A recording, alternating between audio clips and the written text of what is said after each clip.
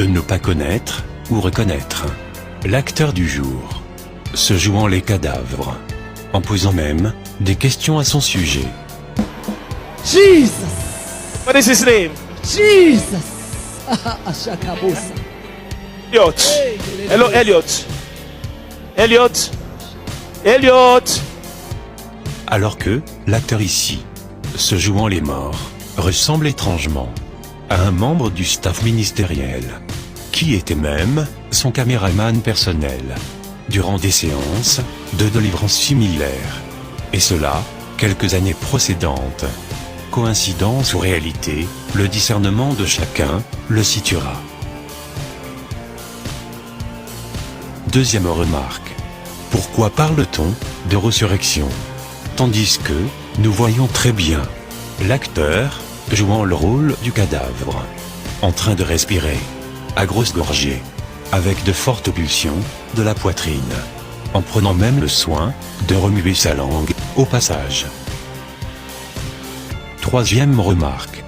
Pourquoi continue-t-on de parler de résurrection, tandis que le leader religieux lui-même confesse publiquement que son cadavre du jour respire déjà, et cela avant même de lui administrer la fameuse prière de résurrection. Can you see he's breathing? Hey! Ou bien, devrions-nous nous en tenir en la version officielle de la modératrice du culte de ce jour, qui indiqua qu'une famille qui était en provenance de la morgue, avec un cadavre de 3 jours, en direction du pays d'origine du défunt, qui est le Zimbabwe, et dont le cortège funéraire fit escale dans l'enceinte du lieu de culte de ce ministère, nommé Alléluia Ministry. Et que toujours selon ses dires, dès que le corbillard franchit le seuil du portail du ministère, les membres de sa famille constata, d'après eux, que les doigts du cadavre se mirent à bouger. C'est alors que la modératrice du culte vint alerter le leader religieux de ce ministère. Écoutons-la avec ses propres explications. Something is happening as the funeral parlor drove over the church door. The next door neighbor that came with him said, "It seems like the fingers of this dead corpse is beginning to move." Mais cette explication de la modératrice du culte n'est malheureusement pas convaincante, et cela nous ramène à notre quatrième remarque, qui est comme suit. Comment les membres de la famille ont-ils constaté les doigts du cadavre bouger dans un cercueil sans vitre de vision, en plus, avec une couverture qui ne révèle aucunement la position du corps? Cinquième remarque. Et chose bizarre, pourquoi les membres de la famille endeuillée continuent de maintenir le soi-disant défunt cloîtré dans un cercueil fermé, avec le risque d'étouffement, avec en plus les crochets de sécurité toujours en place, dans l'attente du leader religieux, dont ils n'avaient pourtant aucune certitude qu'il interromprait l'élan du culte, afin de sortir à leur rencontre. Alors que les mêmes membres de la famille prétendent avoir vu les doigts du cadavre bouger. Qui d'entre nous garderait son proche frappé par la mort, et en plein début de résurrection, dans un cercueil fermé, et en plus, verrouillé, sans avoir la curiosité de l'ouvrir, en vue de faire une vérification, avant l'arrivée sur les lieux du pasteur, surtout après le soi-disant mouvement des doigts? Aussi, pourquoi continue-t-on de parler de résurrection avec un mort dont les doigts bougent à volonté avant même la prière de délivrance? Sixième remarque. Pourquoi les images issues du filmage de cette caméra-ci, et qui est d'ailleurs la seule à faire un gros plan sur le visage du soi-disant cadavre, avant la sortie du corps du corbillard, ne sont pas inclus dans la production finale de la vidéo de témoignage, alors que nous voyons tous bien que cette vidéo est le fruit d'un montage finalisé. Et, en lieu et place, l'on ne sert que des images filmées à distance. Aussi, une autre remarque, tout filmage qui se rapproche du visage du cadavre, en ce moment précis, est automatiquement crispé avec des signaux de brouillage, et cela, par qui? Aucun indice, alors que cet extrait vidéo a été récupéré sur le site officiel de ce ministère, Alléluia Ministry. 7e remarque de taille. Selon la famille du soi-disant cadavre, le corbillard était en train de transférer le corps de l'Afrique du Sud, ou soit de Johannesburg à Zimbabwe, qui est, au moins, à 10 heures de route. Alors, quelle morgue sérieuse ne va pas prendre le soin de préparer un cadavre de 3 jours à un si long voyage à risque? Et cela, avec un embobement en bonne et due forme. Lorsque nous recevons les corps, après avoir signé les fiches de IFT, nous recevons les fiches. Maintenant, nous avons l'obligation de faire le traitement, soit l'embaumement. Avec des bouts de coton dans les narines du cadavre, afin d'empêcher l'air d'infecter le cadavre, en s'introduisant par ses narines.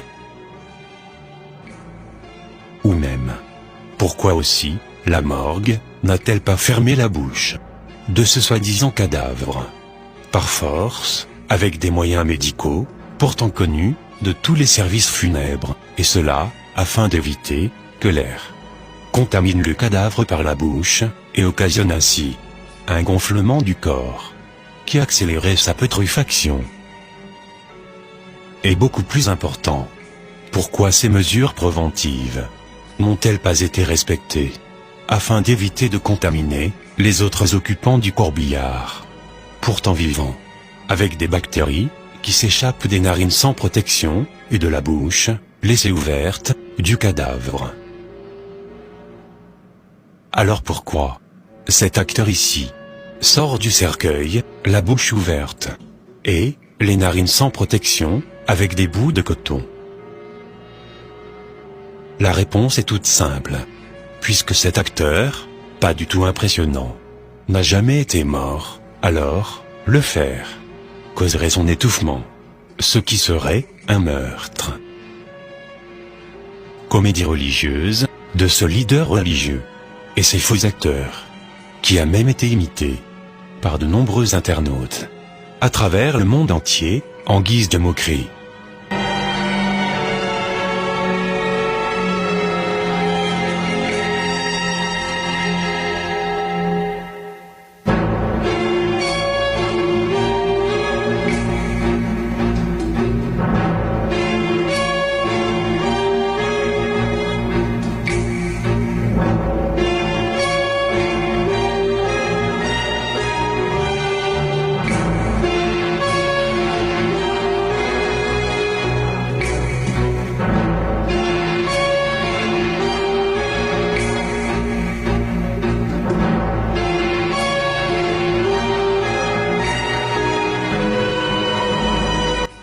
Huitième remarque. Des détails que ces metteurs en scène ont oublié de camoufler durant leur scénario sont les contacts téléphoniques du service funèbre. Kings and Queens Funeral Services. À qui appartient le corbillard loué pour leur théâtre, et dont les responsables ont enfoncé le clou, en faisant les démentis formels suivants sur les médias audiovisuels sud-africains. 1. Le soi-disant cadavre n'a jamais été admis dans leur morgue. De 2. Ils n'ont aucune trace administrative d'une autre morgue sur l'origine de ce cadavre, et des papiers de décès le concernant. De 3. Le corbillard de leur service funèbre a été loué par la famille pour soi-disant transporter leur mort. Écoutons-les, s'il vous plaît. Kings and Queens Funeral Services says it did not have the body in its mortuary. The car was hired, and they're explaining the body died on Friday and they only resurrected on Sunday. It will be fine if we have the family with us, also the pastor, to explain how did this happen, where did they take the body from? Because as kings and queens, we didn't have the body in our mortuary. 9e remarque. Quel service funèbre, digne de ce nom. Mais un mort dans un cercueil, sans des linges de protection, en bas du corps, afin d'éviter que le fluide, issu du corps, en putréfaction, salisse et contamine l'environnement, en coulant, du cadavre. 10e remarque. Comment se fait-il que ce cadavre particulier a été habillé, sans que l'on ne déchire ses vêtements, qui sont demeurés intacts, alors qu'en principe, un cadavre de 3 jours, venant de la morgue, sans oublier l'administration du formol, n'est pas souple et facile à habiller, sans au préalable déchirer ses vêtements. Plus étonnant encore est que, même étant dans le cercueil, tous les boutons de sa chemise ne sont pas mis comme d'accoutumé, comme si l'on avait prémédité lui faciliter sa respiration. 11e remarque. Quel cadavre de 3 jours pourrait avoir une peau aussi régénérée, plus que même certains vivants, et en plus, une coiffure aussi fraîche, malgré l'arrêt cardiaque et malgré l'arrêt de la circulation du sang. 12e remarque. Regardons bien la position des mains du leader religieux à la hanche du cadavre, en pleine respiration, comme pour aider le ressuscité à se lever du cercueil de façon spectaculaire, comme lors des séances d'exercices musculaires d'abdos. 13e remarque. Quelle personne sensée laisserait un bien-aimé qui vient de ressusciter manger dans ses habits de cadavre, sans même lui retirer au moins ses gants de mort?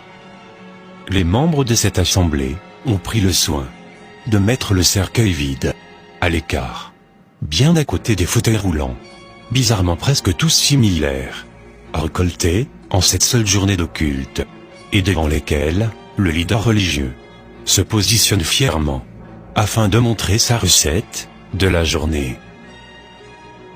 Mais, les mêmes membres de cette assemblée n'ont pas eu l'esprit de débarrasser le ressuscité de ses déguisements funèbres, jusqu'aux gants funèbres, alors que ce dernier est pourtant en train de manger, afin d'éviter des risques d'infection bactérienne. Même dans le cas de la résurrection de notre bien-aimé, Lazare, comme décrit en Jean, chapitre 11, verset 44, notre Seigneur Jésus-Christ a demandé que l'on délie Lazare, fraîchement ressuscité, de ses habits funèbres, avant toute chose. 14e remarque. Quel membre de famille qui, après avoir perdu un être cher, durant 3 jours de séparation, et qui, après sa résurrection, montre si peu d'émotion? Examinons ensemble les larmes presque inexistantes du propriétaire de maison du ressuscité. À présent, examinons l'attitude étrange de celui qui est supposé être le frère du ressuscité.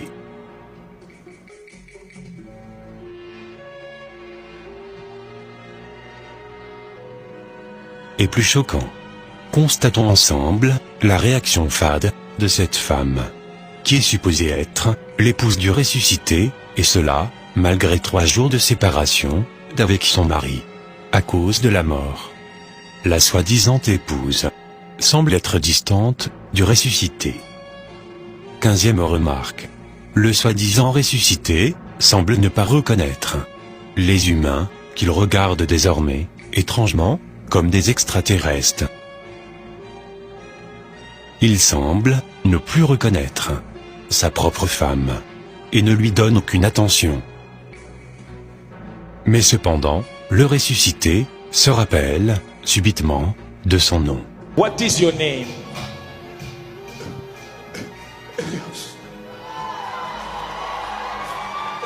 You didn't hear that. What is your name? Et encore plus fascinant, le ressuscité n'a pas perdu sa mémoire sur les plats appétissants de cette terre des hommes, humains, qu'il semble pourtant ne plus reconnaître. Le ressuscité se souvient même de comment mélanger les différents ingrédients dans son assiette afin de savourer un bon goût au finish. Pour conclure cette vidéo, sachons que notre Seigneur Jésus-Christ continue de faire des miracles. Mais cela ne nous empêche pas de discerner l'esprit derrière tout miracle, afin de vérifier si ces derniers viennent véritablement de l'Éternel, notre Père Céleste, ou à l'opposé, des profondeurs du royaume des ténèbres. Car selon 1 Jean, chapitre 4, verset 1, la Bible nous donne ce conseil solennel, en ces termes, et je cite, « Bien-aimés, n'ajoutez pas foi à tout esprit, mais éprouvez les esprits, pour savoir s'ils sont de Dieu. Car plusieurs faux prophètes sont venus dans le monde. » C'était ton serviteur, et le serviteur de notre Seigneur et Sauveur, Jésus-Christ de Nazareth, Yedidia, Marius, Israël.